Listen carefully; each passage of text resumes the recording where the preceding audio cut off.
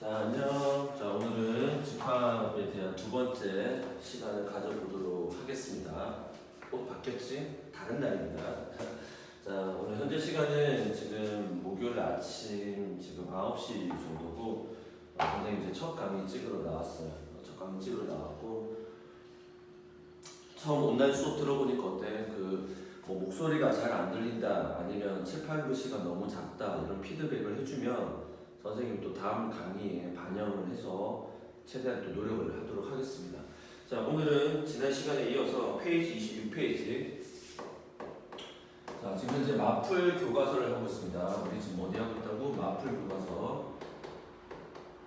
그래서 집합과 명제까지를 집중적으로 지금 공부를 하고 있죠. 그래서 선생님이 지난 시간에도 얘기를 했겠지만 지금 이 강의는 뭘 이해하는 게 아니라 여러분이 과제를 할 수 있도록 선생님이 옆에서 그냥 도와주는 러닝메이트 같은 역할이에요.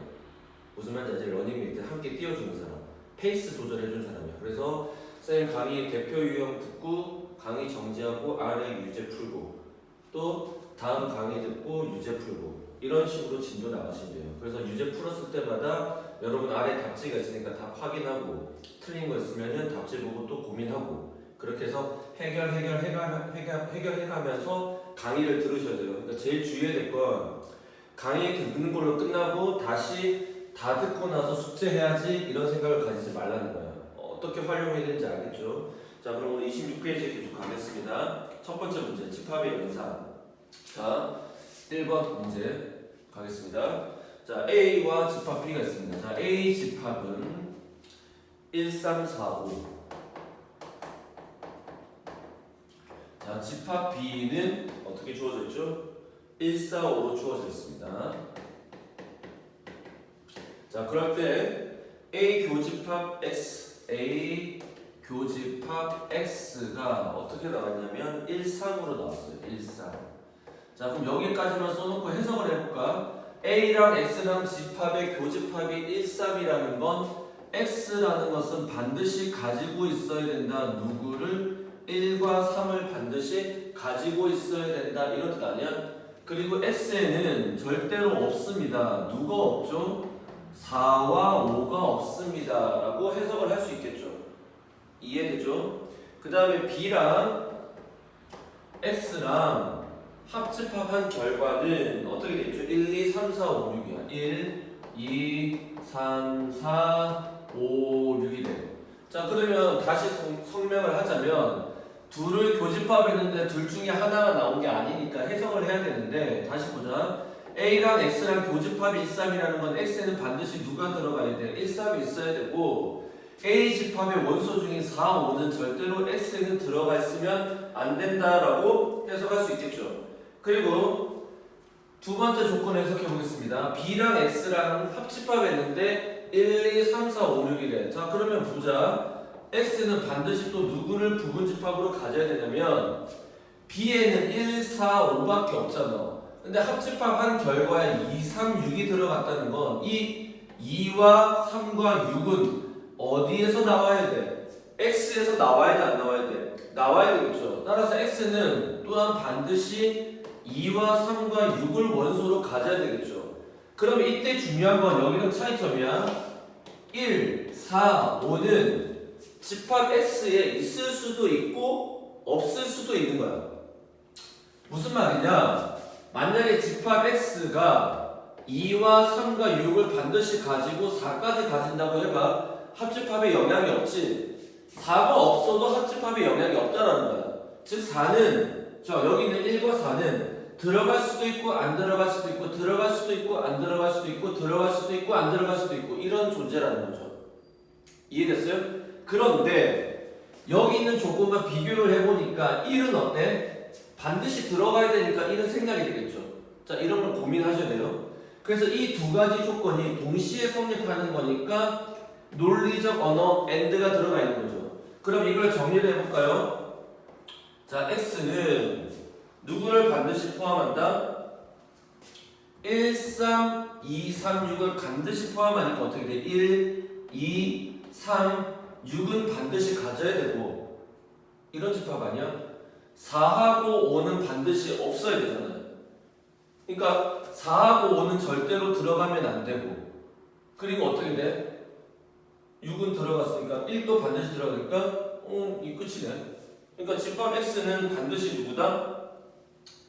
1, 2, 3, 6을 원소로 가져야 돼, 안 가져야 돼? 가져야 된다라고 얘기할 수 있겠죠. 왜냐하면 지금 이 문제가 집합 X의 개수를 구하는 게 아니라 집합 X를 찾으라는 얘기네. 따라서 집합 X는 곧 뭐다? 1, 2, 3, 6이다 라고 얘기할 수 있겠죠. 왜? 지금 이 문제가 전체 집합 U를 가지고 있지 않잖아요. 없잖아요. 그러니까 요것만 가지고 하는 거지. 자, 따라서 1, 2, 3, 6이고 이 원소들을 다 더하면 원소의 합은 10이다 이렇게 되겠습니다. 이해되죠? 그러니까 지금 A 교집합 X와 B 합집합 X를 어떻게 해석해야 되는지에 대한 문제가 되겠습니다. 이해되셨죠? 자, 넘어가겠습니다. 27페이지 마풀 개념의 캠 2번으로 가겠습니다. 혹시 아직까지 첫 번째 강의를 안 들었는데 이 강의를 들으면 안 되고요. 첫 번째 강의 소화하고 난 다음 두 번째 이 강의를 들어주세요. 자, 페이지 27페이지 몇 번 문제?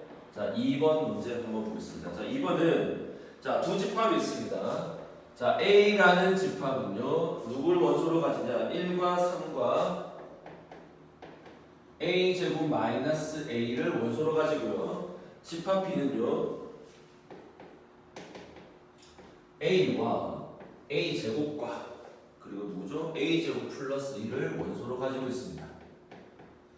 그리고 두 집합의 교집합, 자, A랑 B의 교집합이 누구와 누구다?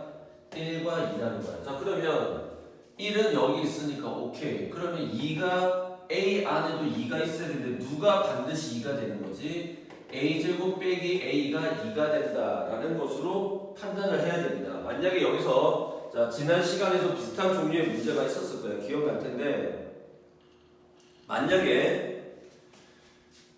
B 집합에도 1과 2가 있을 때 그러면 선생님 얘가 1일 때 얘가 2 얘가 1일 때 얘가 2일 때 이렇게 따지면 안 돼. 그게 오히려 더 힘들다는 거죠.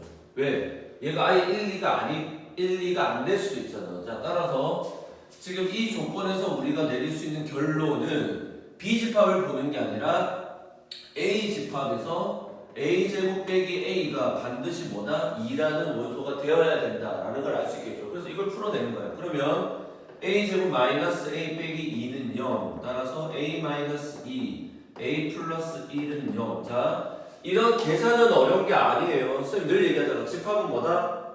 해석이다.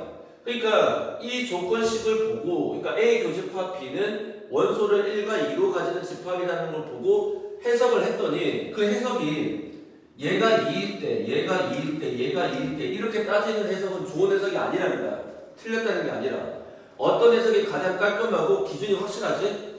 얘가 무조건 2가 된다는 게 가장 확실하잖아. 그래서 여기서 조건이 두 가지가 나오잖아. 첫 번째 A가 2일 때랑 두 번째 A가 음수 1일 때가 나오잖아. 이 조건을 가지고 누구를 판단하는 거야? 집합 B를 판단하는 얘기야. 그럼 집합 B는 A가 2를 넣으면 처음에 2 제곱이니까 4 그 다음에 3이 되는데 2, 4, 3은 이 집합과 교집합을 했을 때 1, 2가 원소가 될 수가 없죠. 그러니까 얘는 탈락. 이해됐어요? 그러면 A가 얼마일 때? 마이너스 1일 때가 되겠지. 실제로 A 대신에 음수 1을 집어넣으면 이 값은 음수 1, 제곱의 값은 1, 얘는 값은 2가 되어서 교집합이 1, 2가 되겠죠. 따라서 A의 값은 얼마다? 마이너스 1이다.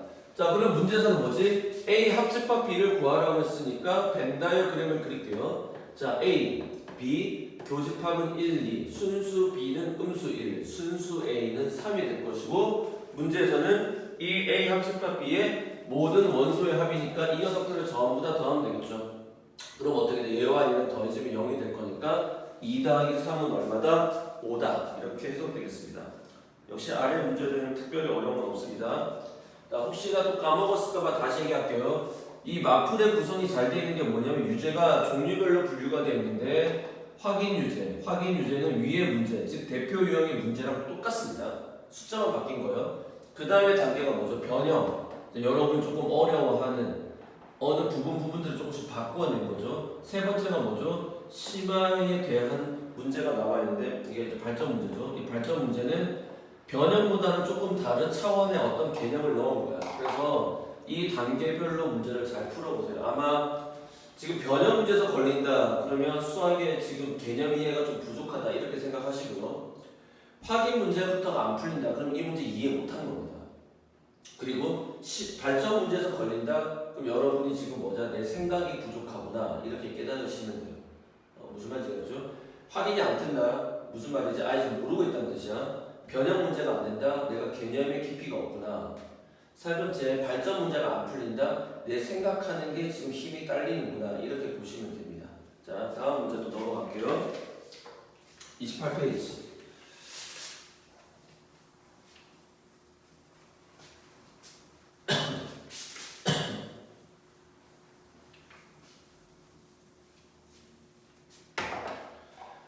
자 28페이지 세 번째 문제 보겠습니다. 페이지 28. 자 세 번째 문제는 전체 집합 U의 공집합이 아닌 두 부분 집합 A, B가 뭐일 때 서로 소일 때. 자, 나왔지? 이거 어떤 문제죠? 4개 섹션 나누는 문제죠? 그냥 이걸로 설명을 대신하겠습니다. 자, 서로 소라는 개념은 무슨 뜻이지? 벤 다이어그램으로 그리자면 A와 B의 공통된 부분이 하나도 없다. 가장 극단적인 케이스죠?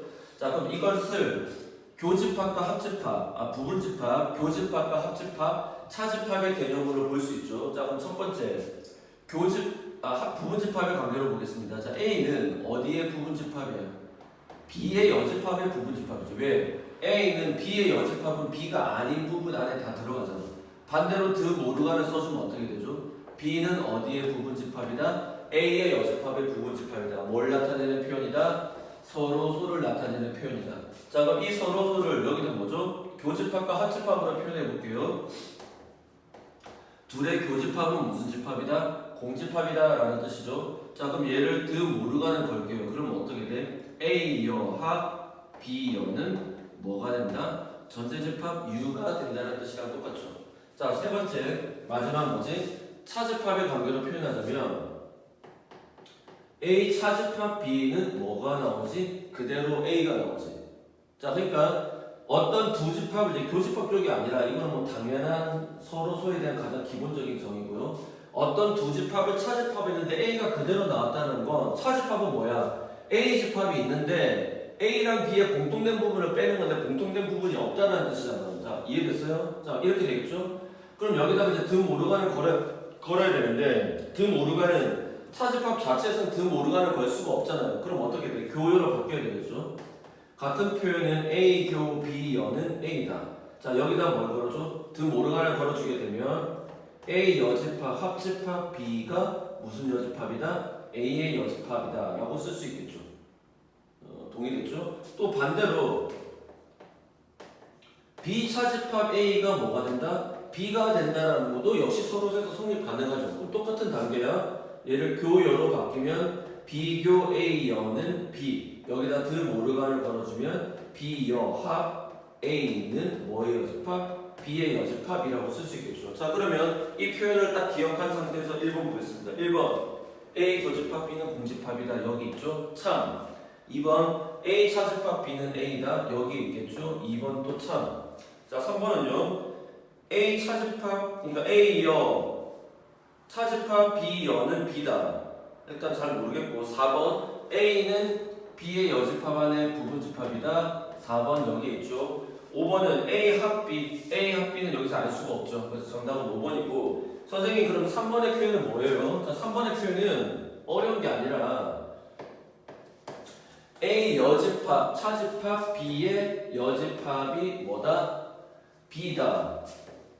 그럼 차집합은 뭘로 바뀌어요? 교여 바꿀게요. A 여 교 B가 되겠지. 왜? 차집합이 교 이 전체 다시 여가 걸리니까 이렇게 되지. 그럼 이 결과가 B입니다. 자 이거 순서 바꾸면 B 교집합 A 여집합이 B입니다. 교여는 다시 차집합으로 바뀌니까 B 차집합 A가 B입니다. 즉 몇 번이지? 이 표현이 몇 번에 대한 표현이야? 3번에 대한 표현이다. 이렇게 볼 수 있겠죠. 이해됐죠? 그래서 이렇게 푸시면 됩니다. 아래쪽에 다 마찬가지 문제죠. 자, 4번 한번 보겠습니다. 몇 번? 4번. 자, 4번도 지금 이 내용과 거의 동일하네요. 자, 4번 문제. 네, 다음 페이지 4번.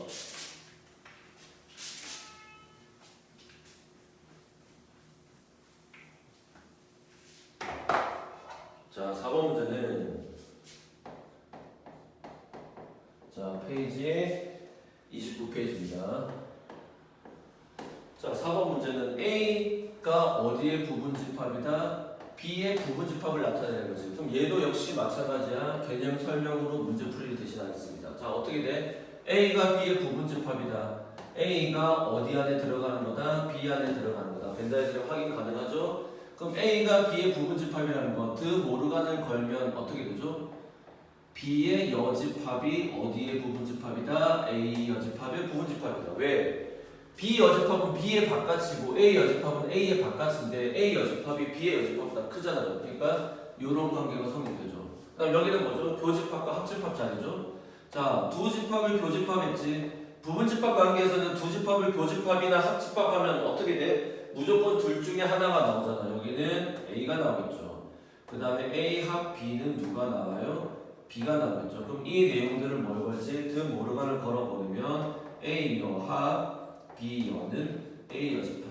여기에 드 모르간을 걸면 A 여 교 B의 여집합은 B의 여집합. 이렇게 판단 가능하겠습니다. 자, 그 다음에 4사분면 자리에는 이제 뭐가 들어가죠? 차집합에 대한 얘기가 들어가죠. 자, 여기서 차집합은 A 차집합 B가 무슨 집합이다? 공집합이죠. 왜? A가 있는데 B와 공통된 부분을 빼야 되는데 전부 다 빼지잖아. 남아있는 게 아무것도 없죠. 공집합. 여기서 중요한 거는 B 차집합 A에 대한 이야기는 다루지 않습니다. 여기에 대한 얘기는 절대로 다루지 않습니다. 자, 그러면 A 차집합 B는 공집합이다. 그러니까 어떤 두 집합을 차집합했는데 공집합이다. 둘은 무슨 관계다? 부분집합 관계다. 자, 그럼 얘를 교요로 바꾸면 A 교 B의 여집합은 공집합이다. 여기에 뭘 걸죠? 드 모르간을 걸면 A 여하 B가 무슨 집합이다? 전체 집합이다. 이렇게 되겠죠. 자, 그럼 1번부터 봅시다. A 합 B는 B다. 어딨어? 여기 있네. 1번 정답. 그러니까 이거 빨리 쓰면 돼. 2번 A 교 B는 A다. 여기 있네. 2번 또 정답. 3번은 A 교 B 여는 공집합이다. A 교 B 여는 공집합이다. 여기 있죠? 3번 또 정답. 자, 4번은 또 헷갈리게 물어봤죠. 4번은 또 바꿔볼게요. 4번에 대한 표현은 B의 여집합, 차집합, A 여집합, B 공집합이냐고 물어봤죠. 확인. 아까랑 똑같아. 차집합은 교여, B의 여집합 교 A로 바뀌겠죠. 교여. 이게 공집합이냐고 묻고 있는 거야. 그럼 얘는 다시 바꾸면 A 교 B 여 분배 법칙, 교환 법칙. 그럼 얘는 A 차집합 B는 공집합이라는 표현이니까 어때? 얘랑 같네. 그러니까 이 표현이 곧 몇 번이지? 4번에 대한 정답이 되겠죠. 그래서 답은 몇 번이야? 5번이 정답이 아닐 텐데 5번을 보시면 문제가 어떻게 나왔냐? A 교 B의 여집합. 그것이 무엇이냐? B의 여집합이 되냐고 물어봤는데 뭐 당연히 아니죠. A 교 B는 누구야? 지금 A 아니야. 그러니까 좌변은 A의 여집합이라 B의 여집합이 같냐고 물어봤는데 절대로 같을 수가 없죠. 왜? 둘은 무슨 집합관계야? 부분 집합관계니까. 동의됐어요? 따라서 정답은 몇 번? 5번이 되겠다. 그러니까 3번과 4번은 집합에서 부분 집합과 소도서의 관계는 지금처럼 4사분면 얘만 그런 거야. 나머지 내용은 없어요. 확실하게 정리해 두어야 되는 문제가 되겠습니다. 자, 그 다음 5번 문제 보겠습니다. 마풀 개념 익히 5.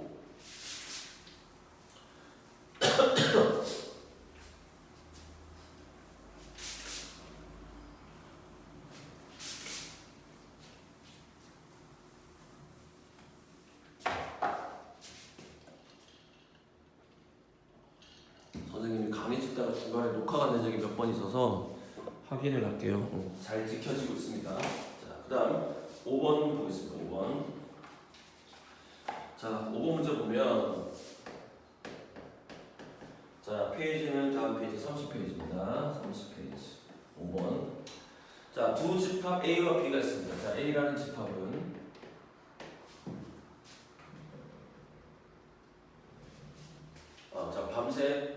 집합들 집에 태풍이 피해가 없죠. 자, A 집합은 1, 2, 3, 4, 5, 6이라는 원소를 가지는 집합이고요. 집합 B는 4, 5, 6, 7이네요. 자, 집합 B는 4, 5, 6, 7이 되겠습니다. 자, 그럴 때 첫 번째 최종적으로 묻는 건 뭐죠? 집합 X의 개수니까 무슨 집합? 부분 집합. 우리 어떻게 돼? 이 표현 나와야 되겠죠? 자, 해석하는 조건 첫 번째 A 차집합 B랑 X랑 합집합했더니 뭐가 나왔다? X가 나왔다. 자, 무슨 뜻이지? 어떤 두 집합을 합집합했는데 X가 나왔다는 건 둘은 부분 집합 관계고 누가 더 크다? X가 더 크다. 따라서 X는 어디를 A 차집합 B를 반드시 뭐다? 원소로 가지는 집합이다. 이해됐어요? 두 번째 조건 A 교집합 X는 얼마다? X다. 자, 그러면 둘을 교집합했는데 X가 나왔으니까 누가 더 큰 거다? A가 큰 거다. 따라서 X는 A의 부분 집합이다. 따라서 이때 사이에 콤마라고 교과서에 연결되어 있는데 이 콤마의 논리적 언어는 AND 서로 공통된 부분을 찾아라. 따라서 얘와 얘를 서로 묶어내면 어떻게 되죠? X 사이에 두고 여기 A 여기는 A 차집합 B가 되겠죠? 그럼 다시 X A는 어떻게 바뀌어? 1, 2, 3, 4, 5, 6을 가지는 원소를 가진 집합이고 A 차집합 B는 A에서 B 부분 4, 5, 6을 빼야 되겠지. 그럼 뭐만 남죠? 1, 2, 3만 남죠. 7은요 상관없습니다. A에서 B랑 공통된 부분 빼고 남은 나머지니까. 따라서 이제 해석은 어디서? D에서부터 해석으로 본다. 따라서 1, 2, 3, 1, 2, 3인데 얘는 반드시 포함되는 거니까 2의 몇 제곱에서 6제곱에서 요 세 개는 반드시 포함된다. 그래서 정답은 2의 세제곱에서 8 이렇게 되겠습니다. 전혀 어렵지 않죠? 6번 문제 이용도 보겠습니다. 여러분 지금 집합과 명제를 다시 묶어내는 이유는 집합 공부하면서 사실 명제 공부하는 것과 동일합니다. 그래서 집합과 명제가 탄탄하면 뒤에 함수 그렇게 어렵지 않습니다. 믿어주세요. 자, 6번. 자, 다음 페이지 6번 보겠습니다. 자, 다음 물음에 답해 보겠습니다. 자, A라는 집합은 1, 2, 3, 4, 5가 되겠고요. 그 다음에 A의 부분 집합 X가 있대. 자, 뭐라고? A의 부분 집합 X라고 문장에 표현되어 있잖아요. 해석할게요. 밑줄 주시고 X가 어디의 부분 집합이다? A의 부분 집합이다. 그러니까 A의 부분 집합 안에 X가 있다는 거니까 이 문장의 표현 자체가 얘를 나타내는 거죠. 그 다음에 어떤 표현이 나왔냐면 1, 2, 3과 X를 합집합했는데 누가 나왔다? 자, 그 말은 무슨 말이지? 우리가 오늘 아까 서두에서 몇 번이죠? 1번인가요? 그래, 1번 문제 풀었던 거랑 내용이 똑같지. 자, 그럼 이 기호를 해석하면 둘 중에 하나가 그대로 나온 게 아닙니다. 자, 그럼 1, 2, 3이랑 X랑 합집합했는데 얘가 나왔다는 건 4가 지금 합집합했는데 새로 생겼잖아. 그러면 이 X는 반드시 누구를 가지고 있어야 된다. 4를 반드시 가지고 있어야 된다라는 뜻이랑 같은 것 같아. 선생님 1, 2, 3은요. X 안에 들어갈 수도 있고 안 들어갈 수도 있는 내용이죠. 따라서 이 내용과 이 내용이 서로 어떻게 되는 거야? 교집합으로 엮이는 거죠. 뭘로? 교집합으로. 그러면 정리하면 X는 A의 부분 집합인데 반드시 누구를 원소로 가진다? 4를 원소로 가진다 라고 해석할 수 있겠죠. 맞아요? 따라서 얘는 어떻게 해요? D에서부터 해석을 하니까 A 집합은 지금 뭐랑 같아요? 1, 2, 3, 4, 5죠. 아, 그리고 하나 더 빼먹을 뻔했네요. 죄송합니다. 그리고 X는 지금 A의 부분 집합인데 1, 2, 3, 4, 5 중에서 1, 2, 3은 뭐 어떻게 되는지 모르겠어요. 근데 5는 X가 절대로 가지고 있지 않다는 뜻이지. 여기 집합에도 없었고 X에도 5는 없다는 뜻이야. 따라서 X는 반드시 가지고 있지 않습니다. 누구를? 5는 가지고 있지 않습니다. 그래서 해석을 붙이면 절대로 없습니다. 누가 없다? 5가 없다. 이렇게 해석되겠죠. 왜? 처음 해석하면 X는 A의 부분 집합이니까 1, 2, 3, 4, 5가 다 들어갈 수도 있고 안 들어갈 수도 있고 들어갈 수도 있고 안 들어갈 수도 있고인데 지금 이 조건과 결합하니까 4는 들어가기로 결정을 했고 5는 x에 절대로 없는 걸로 결정이 난 거 아닙니까? 따라서 이걸 한꺼번에 해석을 하니까 2의 몇 제곱? 5제곱에서 1 빼기 1이지. 자, 이 1은 안 들어가는 1, 얘는 반드시 4는 포함되어야 되는 1. 따라서 2의 세제곱은 얼마다? 8이다. 이렇게 되겠습니다. 그래서 여러분이 주의하셔야 될 게 뭐냐면 요거를 놓칠 때가 많은데 반드시 함께 고려를 해 주셔야 돼요. 그러니까 부분집합에 볼 때 어떻게 돼? 그 원소가 들어갈 수도 있고 안 들어갈 수도 있고 이걸 따지는 거잖아. 그지? 자, 이해되셨죠? 자, 다음 문제 또 보겠습니다. 2번 문제.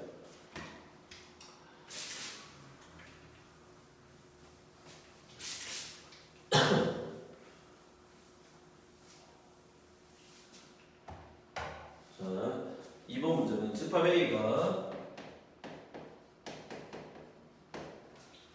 1, 2, 3, 4, 5 집합 B는요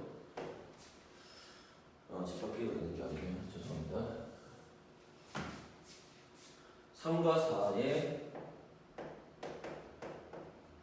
와 교집합 X를 했더니 무슨 집합이다? 공집합이지. 자, 그러면 일단 요 기호만 가지고 해석하면 X랑 3과 4라는 원소를 가진 집합이랑 교집합했는데 공집합이라는 건 X에 확실한 건 절대로 뭐가 있으면 안 돼. 3하고 4는 절대로 있으면 안 되지. 왜? 둘은 무슨 관계야? 서로 소의 관계니까 이렇게 얘기할 수 있겠죠. 맞아요? 그래서 이 조건을 뭐하는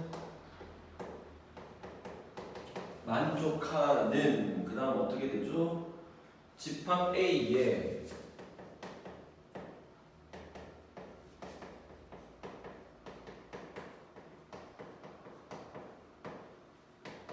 부분집합 X의 개수하다. 자, 그럼 A의 부분집합이라고 했으니까 X는 어디의 부분집합이다? A의 부분집합이다. 이렇게 되겠죠. 동의됐어요? 죄송합니다. 문제에서 잘못 읽었네요. 얘가 뭐가 아니다? 공집합이 아니다 그래야 돼요. 자, 그러면 선생님이 문제를 오해한 김에 오해한 걸로 먼저 풀어볼게요. 자, 지금 책에서는 이게 공집합이 아니라고 했는데 선생님이 지금 공집합이라고 잘못 해석했어. 근데 잘 됐어. 자, 그럼 요 조건으로 문제를 풀어보면 어떻게 돼? 이거 아니야. 그러면 이거랑 이거를 둘이 서로 뭐하지? 결합을 하게 되면 X는 A의 부분집합인데 반드시 누구는 원소로 가지면 안 된다. 3과 4는 원소로 가지면 안 된다. 그럼 이거 풀어내면 어떻게 되죠? X는 A의 부분집합 D에서부터 해석하니까 2의 몇 제곱에서 5제곱에서 빼기 얼마지?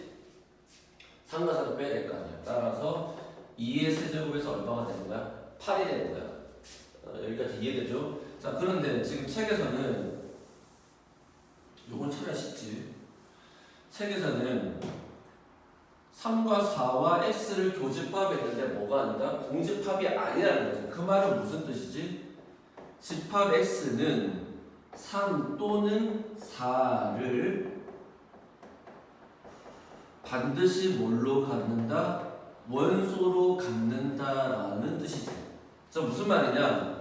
집합 X는 3만 들어갈 수도 있고 아니면 4만 들어갈 수도 있고 아니면 3과 4를 모두 다 들어갈 수 있다. 무슨 집합의 개념이죠? 자, 선생님이 또는이라는 말을 썼으니까 합집합의 개념이야. 자, 그러면 지난 시간에 선생님이 무슨 얘기 했었죠? 이 합집합의 개념은 자세히 문제에 따라서 해석을 하면 무슨 집합? 여집합의 개념과 관련이 있습니다. 자, 그럼 이걸 어떻게 묶어내느냐? 벤 다이어그램을 그려볼게요. 자, 집합 X는 A의 부분집합이니까 A의 부분집합이 될 수 있는 총 원소의 개수는 몇 가지지? 1, 2, 3, 4, 5, 5개니까 2의 5제곱, 즉 32가지의 부분집합의 A의 종류가 있잖아. 다시 A가 만들어낼 수 있는 부분집합의 개수는 총 몇 가지죠? 32가지가 있을 거야. 그 32가지에는 공집합부터 시작을 해서 원소가 1 하나 있는 거, 1, 2 하나 있는 거, 1, 2, 3 3개가 있는 거, 1, 2, 3, 4 4개가 있는 거, 1, 2, 3, 4, 5 5가지 있는 거 다 종류가 32가지가 있을 거 아니야. 그 중에서 3 또는 4를 반드시 원소로 갖는 걸 찾으라는 거 아니야. 그게 뭐야? 집합 X라는 뜻 아니야. 해석돼요? 그러면 3 또는 4를 합집합으로 문제를 풀려면 어떻게 해석해야 되냐면 3은 반드시 원소가 되고 4는 반드시 원소가 안 되는 것과 케이스가 세 가지인 거야. 3은 원소가 절대로 안 되고 X에 누구만 있는 거 4만 있는 경우랑 마지막으로 어떤 경우지? 3과 4가 모두 다 원소로 가지는 케이스 몇 가지야? 이 세 가지를 사실은 다 따져야 되는 거야. 근데 귀찮다라는 거야. 근데 여집합으로 생각해보면 좀 편해요. 무슨 뜻이냐? 이 32가지의 부분집합을 새로운 기준을 가지고 정리를 할 건데 3을 반드시 원소로 가지는 부분집합과 4를 반드시 원소로 가지는 부분집합을 생각할 수 있겠지. 그러면 지금 처음에 생각했던 여기 잘 보세요. 이 부분은 어디야? 순수 3 여기 집합을 나타내지. 자, 그 다음 여기는 어디예요? 순수 4만 가지는 거 이걸 뜻하지. 자, 그 다음 여기는 어디죠? 3과 4를 다 합하면 이걸 다 구하라는 거 아니야. 그런데 이 바깥에 있는 이 부분의 집합의 뜻은 무슨 집합이지? 이 부분? 절대로 해석을 한글로 쓸게요. 절대로 뭐지? 3과 4를 원소로 갖지 않는 집합을 뜻해 안 뜻해? 뜻하니까 이거 세 가지 다 따지는 것보다 여집합의 개념을 쓰자는 거야. 무슨 뜻이야? 전체 집합에서 뭐지? 절대로 3과 4를 안 가지는 녀석을 구해서 빼버리자는 거야. 즉 우리가 지금 문제에서 원하는 거는 이 부분에 대한 집합을 다 찾으라는 거야. 합집합을. 자, 무슨 말이냐면 3 합집합 4를 하라는데 이걸 어떻게 보자면 전체 집합에서 3 합집합 4의 여집합 되는 부분을 뭐 해버리자? 빼서 그것을 찾자 이런 뜻이야. 그러면 이 부분에 대한 해석은 뭐야? 아까 선생님이 한 거 아니야? 절대로 3과 4를 원소로 가지지 않는 집합 아니야? 그럼 누구야? 우리가 제일 처음에 구했던 시간이야. 2의 5제곱에서 3과 4는 절대로 가지지 않습니다. 8개 아니야. 즉, 이 부분에 해당하는 집합의 원소의 개수가 8이라고. 따라서 우리가 구하는 방식은 32가지에서 빼기 이 바깥에 해당하는 원소의 개수가 8개니까 이걸 뺀 나머지 24가 우리가 찾는 문제보다 정답이 되겠습니다. 지금 답지에서도 이 방식은 다른 풀이라고 해서 얘기를 하고 있고요. 여집합을 접근하는 방식을 메인 방식으로 쓰고 있습니다. 선생님도 역시 이 방식이 여러분이 이해하기가 편할 거예요. 자, 이 사고방식은 중요합니다. 여러분이 교재에다가 별표를 반드시 해주시고 왜 중요하냐면 이 내용이 나중에 어디로 갔냐 오늘 수업 때 아마 잘하면 할 수 있을 텐데 무슨 집합? 배수의 집합과 관련된 문제를 풀 때 크게 도움이 되죠. 그러니까 예를 들어서 뭐 3과 서로소가 되는 집합 4와 서로소가 되는 집합 또는 3 또는 4와 서로소가 되는 집합을 찾을 때 다음과 같은 방식의 사고방식이 상당히 유용합니다. 이미 선생님이 한번 여러분께 설명을 했던 내용이고 이 내용이 집합과 관련된 원소의 개수 또는 부분집합의 개수 찾는 문제에서 상당히 중요하다. 그러니까 선생님은 이 부분집합의 개수 묻는 문제를 이 A의 부분집합 자체를 하나의 원소로 세팅을 해서 다시 원소의 개수 구하는 문제로 바꾸어서 해석을 한 겁니다. 설명 잘 이해가 안 되시면 다시 한번 정지하고 대감기에서 다시 한번 꼭 보시고 또 문제를 풀어보고 이해가 안 되면 우리가 오프라인 수업 때 이야기를 해주세요. 일단 선생님이 현재로서는 오프라인 수업을 이제 한번 해야 될 것 같고 평일에는 어쨌든 사람들의 이동량이 좀 많으니까 우리가 저녁에 해야 되니까 그래서 여기 또 온라인 수업 있으니까 그래서 일단 잠정적으로는 이번 주 토요일 아침 10시에 일단 수업을 할까 합니다. 그러니까 그 전까지 선생님이 지금 내주는 온라인 강의는 잘 들어주시면 감사하겠습니다. 선생님 다시 또 카톡으로 이 강의 올라갔다고 하면서 공지를 하겠지만 잠정적으로는 이번 주 토요일 날 아침 10시에 수업 있습니다. 기억해 주세요. 자, 그러면 다음 페이지 넘어갈게요. 7번. 자, 몇 번? 7번. 자, 7번. 문제 보겠습니다.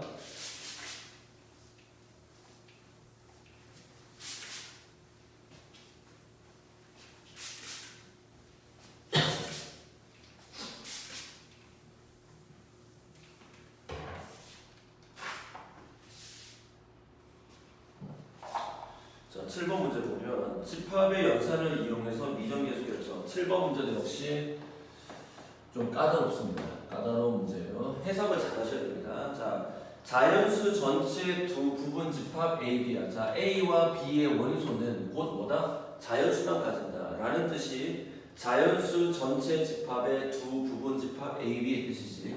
자, A는 그래서 서로 다른 자연수 몇 개다? 4개가 있습니다. 자, 여러분 중에 이제 착각하면 안 돼. 이미 집합에서 콤마가 이게 3개가 나왔잖아. 그럼 원소 중에, 즉 A, B, C, D 중에서는 같은 값이 전혀 없다는 겁니다. 즉 A, B, C, D는 전부 다 서로 다른 수입니다. 이해됐죠? 그 다음에 집합 B는 루트 A, 루트 B, 루트 C, 루트 D죠. 선생님, 집합 B도 자연수의 부분 집합이니까 집합 B의 원소가 전부 다 자연수여야 되잖아요. 그런데 루트가 들어갔잖아요. 그러면 생각해보세요. 무슨 뜻이야? A, B, C, D는 모두 다 무슨 제곱수다? 완전 제곱수만 우리가 고려를 해야 되겠죠. 왜? 완전 제곱수에다 루트를 씌우면 어떻게 돼? 루트가 캔슬이 되니까. 이해됐어요? 그리고 만족시키는 조건 중에 하나가 뭐냐? 첫 번째 조건은 A 더하기 B가 13이라는 것과 나에는 그 A 교집합 B가 뭐밖에 없다. A랑 B가 교집합이에요. 자, 그러니까 상식으로 생각해보면 이런 겁니다. 만약에 루트 4는 뭐랑 같아? 2랑 같지? 그러니까 만약에 A가 2고 B가 4면은 루트 4는 2가 되잖아. 그래서 이런 식으로 교집합되는 요소가 생긴다는 거야. 자, 왜냐면 처음에 선생님 A, B, C, D가 전부 다 다른 수라고 했잖아. 그러면 루트 A, 루트 B, 루트 C도 모두 다 다른 수가 되잖아. 그러면 선생님 둘은 교집합이 아예 없는 거 아닌가요? 아니라는 거야. 만약에 A가 루트 16이야. 그러니까 A가 16이야. 그럼 루트 16은 뭐지? 4랑 같지. 근데 만약에 D가 4라고 해봐. 그럼 되는 거야. 이해됐어요? 자, 그런데 우리는 무슨 제곱수? 완전 제곱수만 따지죠. 그리고 지금 놓치면 안 되는 게 그냥 다라고 이름을 붙일게요. 문장의 맨 마지막에 단. C는 뭐보다 크다? D보다 크다는 조건이 있겠죠. 자, 그럼 일단은 우리는 자연수 중에서 무슨 제곱수? 완전 제곱수만 고려를 할 거니까 어떤 수가 있지? 1, 그 다음에 2의 제곱 4, 3의 제곱 9, 4의 제곱 16, 5의 제곱 25 이런 수들만 고려를 하겠다는 거야. 자, 그럼 이제 첫 번째 어디서부터 시작해야 될까? A 더하기 B는 13, 여기서 시작했지. 자, 이 조건을 해석합시다. 자, 완전 제곱수의 합이 13이 되는 거야. 뭐밖에 없냐? 여기 딱 보이네. 4 더하기 9 외에는 없는 거지. 뭐 더하기 뭐? 4 더하기 9. 자, 그러면 이 4 더하기 9밖에 없다는 건 다시 해석을 하면 A가 4고 B가 9가 되는 케이스랑 A가 9가 되고 B가 4가 되는 케이스 몇 가지다? 두 가지로 나누어져 안 나누어져? 나누어지고 이 두 녀석이 곧 무슨 집합이야? 교집합이라는 거잖아. 이해됐어요? 자, 그러면 일단 한 가지 확실한 건 누가 누군지는 모르겠지만 A와 B가 4는 9와 9는 확실해. 그러면 A라는 집합은 4, 9, 그 다음에 C, D로 바뀌어 안 바뀌어? 바뀌게 되겠죠? 그 다음에 집합 B의 원소는 자 A가 4, B가 9든 상관없습니다. 루트 4니까 2가 생길 거고 3이 생길 거 아니야. 그러면 A 교집합 B가 A, B라고 했기 때문에 그럼 어떻게 돼? 남아있는 건 루트 C와 루트 D가 남을 텐데 A, B는 교집합은 뭐지? 4와 9가 교집합이 돼야 되는데 그러면 루트 C와 루트 D가 얼마가 돼야 돼? 4가 되거나 9가 되어야 되겠죠. 자, 그런데 문제의 조건에서 C가 D보다 크다고 했기 때문에 루트 C가 9가 되고 루트 D가 얼마가 돼야 되죠? 4가 되어야 되겠죠. 따라서 C는 81, D는 얼마지? 16. 자, 이렇게 조건들을 하나씩 쪼개어서 여러분이 보지 않으면 이 문제는 그러니까 뭉뚱그려서 그냥 대충 생각하면 상당히 혼란스러운 문제 중에 하나입니다. 그래서 A, B, C, D의 값을 전부 다 찾아내요. 그래서 문제에서 구하는 것은 여기서 C-D라고 했기 때문에 81 빼기 16은 얼마다? 65다 이렇게 되죠. 만약에 문제에서 D가 더 크다고 했으면 이게 바뀌겠죠. 해석됐어요? 그러니까 여기서 요 13이 중요한 포인트고 만약에 시험 문제 좀 까다롭게 넣으면 이 숫자를 조금 더 키울 가능성이 있습니다. 그렇게 되겠죠. 끝. 자, 그 다음에 집합의 연산 법칙, 그러니까 드모르간 분배 법칙 같은 거 쓰는 내용 한번 보도록 하겠습니다.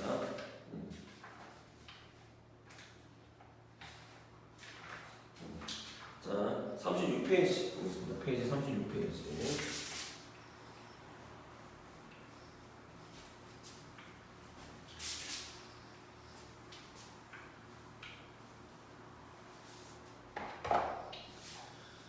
자, 페이지 36페이지. 집합의 연산 법칙 첫 번째 문제 보겠습니다. 자, 전체 집합 U는 자연수에 대한 집합이고요. 이것에 대한 부분 집합 세 가지가 있습니다. 누구? P, Q, R. 자, P는 자, 조건 지식법 해석해 보세요. X를 원소로 가질 때 그 X는 12의 자연수지 다 쓸게요. 1, 2, 3, 4, 5, 6, 7, 8, 9, 10. 자, 그 다음에 집합 Q는 어떻게 되죠? 원소가 소수니까. 그러면 P 안에 있는 게 아니라 소수의 집합은 정말 많잖아. 자, 그럼 소수의 집합은 누구지? 2, 3, 5, 7, 점점점점. 자, 그 다음에 집합 R은 어떻게 되죠? 홀수라고 했으니까 1, 3, 5 이렇게 계속 가는 집합이죠. 자, 그런데 P의 여집합 그리고 합집합 Q 그리고 다시 전체 무슨 집합? 여집합 차집합 R을 구하라. 그럼 얘를 벤 다이어그램으로 나타내려고 했더니 이게 다 무한집합이니까 세팅이 까다로워. 그럼 일단은 이 기호를 간단하게 해야 되겠죠. 자, 어떻게 해야 되죠? 여집합은 안으로 바뀌고 차집합은 뭐지? 교요로 바뀌겠죠. 자, 별점 혹시나 까먹었을까봐 필기는 했을 텐데 집합의 무슨 법칙? 연산 법칙을 풀 때 첫 번째 주의해야 될 내용. 첫 번째 무슨 집합? 차집합 기호는 집합의 무슨 기호가 아니다? 연산 기호가 아닙니다. 따라서 어떻게 해야 돼? 첫 번째 순서는 차집합을 반드시 뭘로 바꿔야 돼? 교여로 바꾸는 거예요. 뭐라고? 차집합은 교여. 이게 집합의 연산 법칙 푸는 순서야. 그 다음에 세 번째 무슨 법칙? 분배 법칙을 여러분이 최대한 잘 활용하셔야 됩니다. 무슨 법칙? 분배 법칙. 특별히 잘 활용해야 될 것은 분배 법칙의 뭐지? 거꾸로, 즉 인수분해의 개념을 쓰는 걸 더 잘해야 돼요. 자, 그럼 지금 문제 보면 여집합 안으로 넣고 차집합은 교유로 바꿀게요. 그러면 P, 교, Q의 여집합 맞습니까? 그리고 다시 교 무슨 여집합? R의 여집합이 되죠. 자, 그러면 괄호가 있는 상태에서 안과 밖의 연산 기호가 같으면 뭐가 성립되죠? 교환법칙 성립, 결합법칙 성립되죠. 즉 P랑 Q 여집합을 먼저 하는 게 아니라 누구지? Q의 여집합, 교집합, R의 여집합을 먼저 한다면 해도 상관이 없다는 거야. 그러면 다시 가볼까? 다시 가보면 P, 교 얘는 어떻게 바뀌어? Q, 합, R의 여집합이 되겠지. 그러면 다시 교여는 무슨 집합이야? 차집합으로 바뀌니까 이 내용은 P 차집합, Q 합집합 R이야. 그럼 P는 이미 여기서 결정된 거야. 그럼 여기서 이 부분을 빼는 거지. 자, Q 합집합 R은 뭐죠? 자, Q와 R의 합집합은 어떻게 돼? 1 들어가죠. 그리고 2 들어가죠. 그 다음에 3, 5 하니까 모든 홀수. 그러니까 따라서 정의 내리면 뭐지? 1, 그러니까 1은 아니고 2 플러스 모든 홀수에 대한 집합이라고 정의 내릴 수 있겠죠. 자, 뭐라고? Q 합집합 R은 여기 소수 때문에 2가 들어가잖아. R은 홀수의 집합이잖아. 그럼 그러니까 홀수의 집합과 소수 중에서 소수는, 그러니까 소수의 집합 중에서는 2만 딱 쓰고 나머지는 다 홀수잖아. 근데 모든 홀수가 되는 건 아니지만 홀수 중에서 있잖아. 따라서 Q랑 R을 합집합하면 2랑 전부 다 홀수지. 그거를 P에서 빼라는 거야. 그럼 누구 빼야 돼? 1 홀수 빼야지, 2 빼야 되지, 3 홀수 빼야지, 5도 홀수, 7도 홀수, 9도 홀수. 남아있는 건 누가 넣는 거야? 4, 6, 80. 따라서 그 모든 원소의 합이니까 우리가 구하는 것은 4, 6, 80을 더하겠죠. 자, 이렇게 더하면 14, 이렇게 더하면 14. 그래서 정답은 얼마다? 28 이렇게 되겠습니다. 이해되셨죠? 자, 2번 문제 보겠습니다. 2번.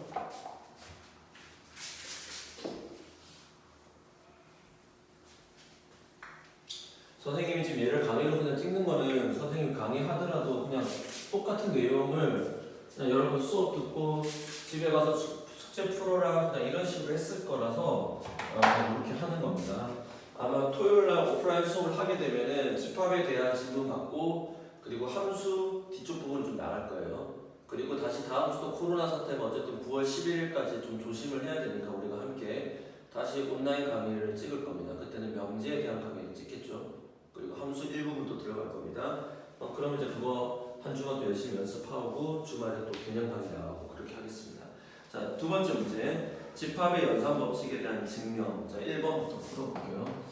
사실은 이제 이 마플 개념 두 번째 문제. 얘가 이제 학생들이 조금 뭐지? 어려워요. 어떻게 접근해야 되나. 근데 이제 어떻게 하냐면 방식은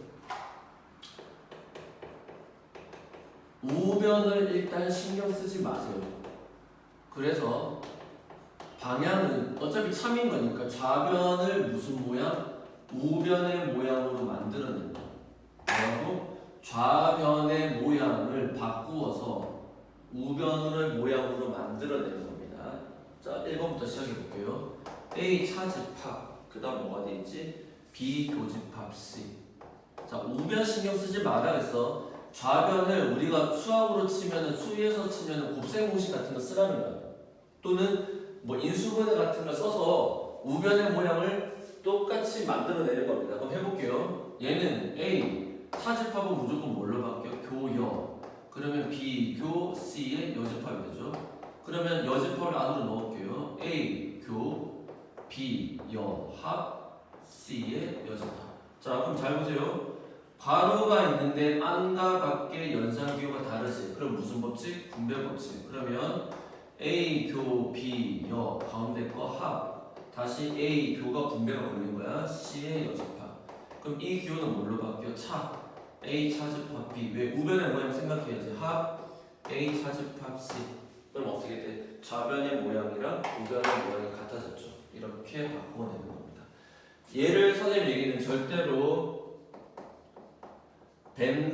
벤다이어그램으로 접근하지 마세요.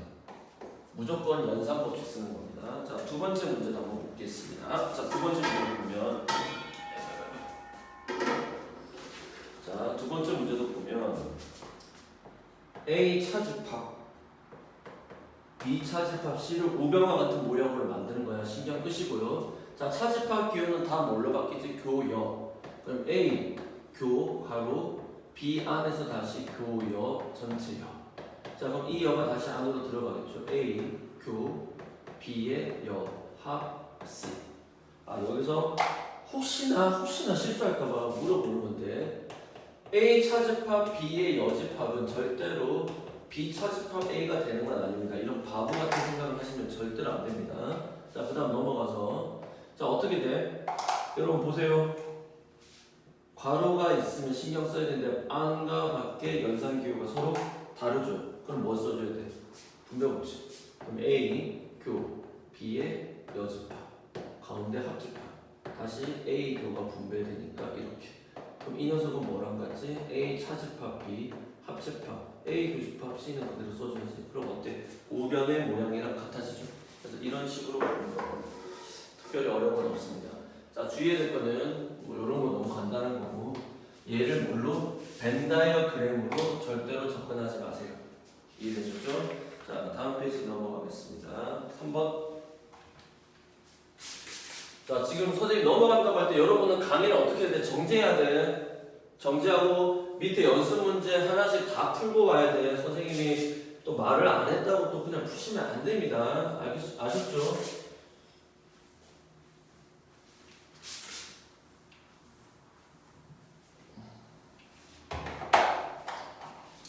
자, 그 다음에 3번 문제 보겠습니다. 전체 집합 U의 두 부분 집합 A, B 사이에 상당히 복잡한 식이 하나 있습니다.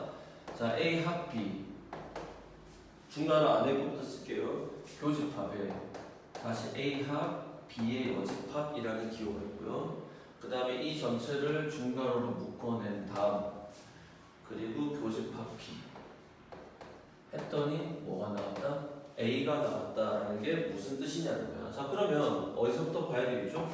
괄호 푸는 순서랑 똑같습니다. 중괄호 안부터 볼게요. 자, 그럼 이 중괄호 안에서의 내용은 자, 무슨 법칙? 분배 법칙은 분배 법칙인데 이 분배 법칙의 거꾸로 분배 법칙을 반대로 하는 거야. 즉 무슨 분해? 우리가 수의 연산, 식의 연산에서 인수분해 개념이야. 그럼 뭐가 공통이야? A 합이 공통이지. 그래서 A 합 공통으로 묶어내면 우리가 인수분해할 때 무조건 괄호가 생기잖아. 예를 들어서 2xy 더하기 4x제곱 인수분해가 2x라는 공통인수 묶어내면 y 더하기 2x 이렇게 써주는 것처럼. 따라서 A 합으로 묶어내면 남아있는 거 B, 남아있는 거 교, 남아있는 B의 여집합 이렇게 묶인 게 중괄호 다시 교집합 B 이것이 A가 된다.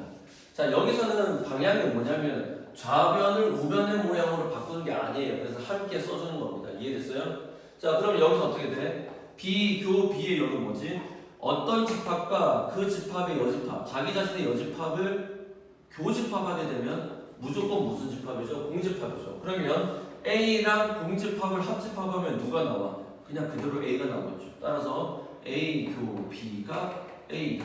무슨 뜻이지? 둘을 교집합했는데 둘 중에 하나가 나왔다. 부분집합. 교집합에 A가 나왔다는 건 A가 작은 거다. 따라서 A는 B의 무슨 집합? 부분집합. 그럼 A는 B의 부분집합을 나타내는 표현이 또 어떻게 돼? 답지 바로 안 보이죠? 그럼 어떻게 돼요? 여러분이 빨리 바로 찾아야 되겠죠? 그래서 정답이 찾아보니까 몇 번이야? 4번이 되겠죠. 왜? A 차집합, B는 공집합이니까. 그러니까 시험 문제 가장 많이 나오는 게 우리가 앞에서 아까 A가 B의 부분집합이라는 서로 다른 표현이 있었지. 근데 그걸 절대로 직접적으로 안 물어보고 지금처럼 집합의 연산 법칙을 통해서 이 조건식이 나오게 물어보는 거야. 그래서 시험 문제는 이렇게 출제됩니다. 앞에서처럼 출제되는데 그건 쉬운 거고 이제 어렵게는 이렇게 출제되겠죠. 문제 구성이 보이시면 감사하겠습니다. 자, 일단 마풀 개념 익힘 4 네 번째 문제 한번 보겠습니다.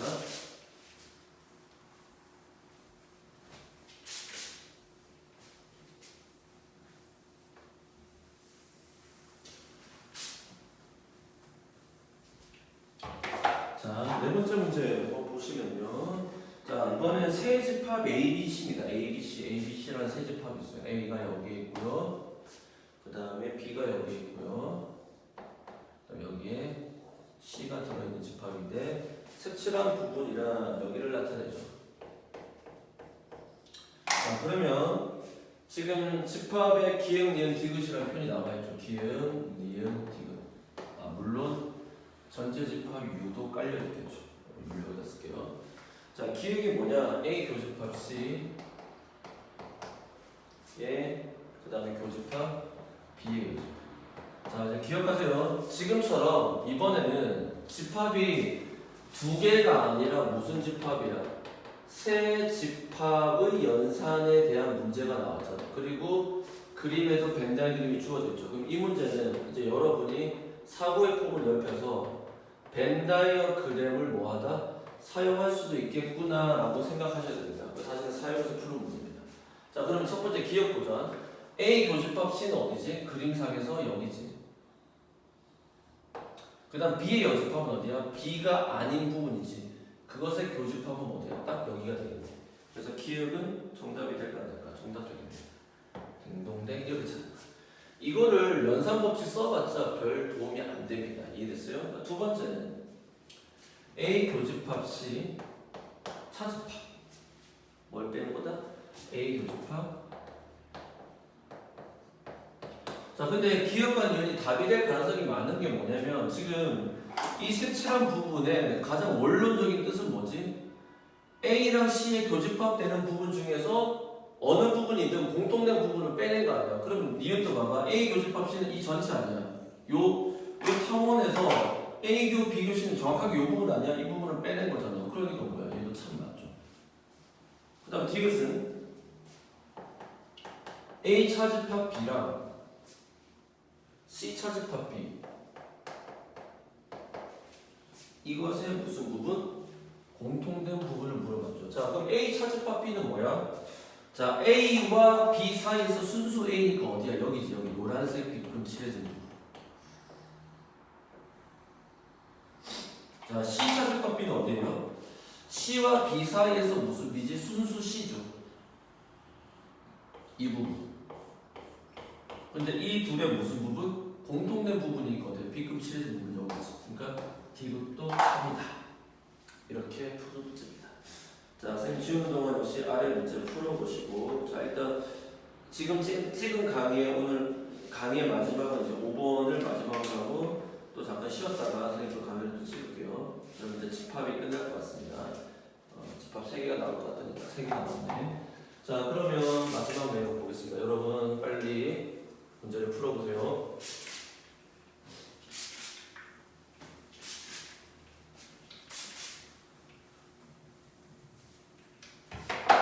자, 그러면 와플 개념 익힘 5번 문제 보겠습니다. 몇 번? 5번. 자, 5번 보면 자, 실수 전체 두 부분 집합입니다. 자, 이번에는 집합의 조건 제시법이 뭘로 주어졌지? 부등식으로 주어졌으니까 반드시 어디다가 수직선상에다가 그것을 나타내고, 이 수직선상에다 나타내는 그림이 곧 뭐다? 벤 다이어그램이랑 동일하다. 그럼 이제 이런 문제 풀면서 우리가 무슨 결정? 위치 결정, 등호 결정의 관계를 생각을 하겠죠. 근데 이게 부등식에서 등호 결정과 가장 결정적인 차이는 뭐지?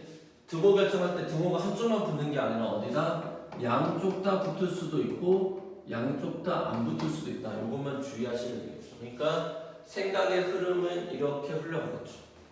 자, 그러면 풀어보겠습니다. 첫 번째 A 집합. 자, A 집합은 절대값 x 플러스 1의 절대값 한 결과가 2보다 작거나 같다. 몸통 x 플러스 1, 2 여기에 음수 2 양변에 1을 빼면 자, 이렇게 되겠죠. 이게 집합 A입니다. 자, 집합 B는 2차 부등식이죠. 인수분해 될 것 같은데요. x제곱 마이너스 x 빼기 2가 0보다 크거나 같다. 인수분해하면 x 마이너스 2 x 플러스 1이 0보다 크거나 같다. 날개네요. 그럼 x는 음수 1보다 작거나 같거나 x는 어디다? 2보다 크거나 같거나. 이것이 무엇이다? 집합 B가 되겠죠. 자, 그럴 때 A 교집합 B를 구하래요. 자, 그럼 A 교집합 B는 이 둘의 공통된 부분이니까 결국 AND로 연결. 즉 연립 부등식이랑 똑같죠. 우리가 식을 연립한다라는 개념이 사실은 뭐지? 교집합의 개념이랑 똑같습니다. 자, 그러면 그림 그려볼게요. 음수 3, 양수 1, 색깔 칠하고 들어가고. 자, 얘가 A 집합. 자, B 집합은 음수 1이니까 여기쯤 있겠죠. 색깔 칠해지고요. 양수 2는 여기에 있네요. 색깔 칠해지고. 이렇게 가는 게 무슨 집합이다? B 집합이다. 자, 그럼 둘의 교집합은 여기네. 따라서 우리가 A 교집합 B를 정확하게 표현하자면 X가 어떻게 표현되죠? 마이너스 3 X 크거나 같다. X는 이렇게 표현될 거고, 얘를 해를 가지는 집합이 무슨 집합이죠? X제곱 플러스 AX 플러스 얼마죠? B가 0보다 같다는 집합. 그럼 이거는 뭐야? 2차 부등식에서 해가 주어졌을 때 식을 만드는 거잖아. 그럼 어떻게 돼? x 플러스 3, x 플러스 1이 0보다 작거나 같다는 이거랑 같지? 자, 정리하면 x제곱 플러스 4x 플러스 3이 0보다 작거나 같다. 따라서 a 값은 4, b의 값은 얼마지? 3 이렇게 되겠죠. 따라서 둘을 더하면 얼마다? 10이다 이렇게 되겠습니다. 자, 아래 있는 확인 변형 발전 문제 풀어봐 주시고 다음 강의 때 보도록 하겠습니다. 자, 일단 토요일 전에 선생님 오늘 저녁에 다시 또 다른 강의 또 찍고 또 올릴게. 일단 여러분 할 내용이 많아서 일단 오늘 제 1교시 때 이걸 찍은 거야. 자, 그러면 다음 때 또 계속 이어서 집합을 끝내서 우리가 토요일 날 보도록 합시다. 자, 오늘 수업은 지금 수업은 여기까지.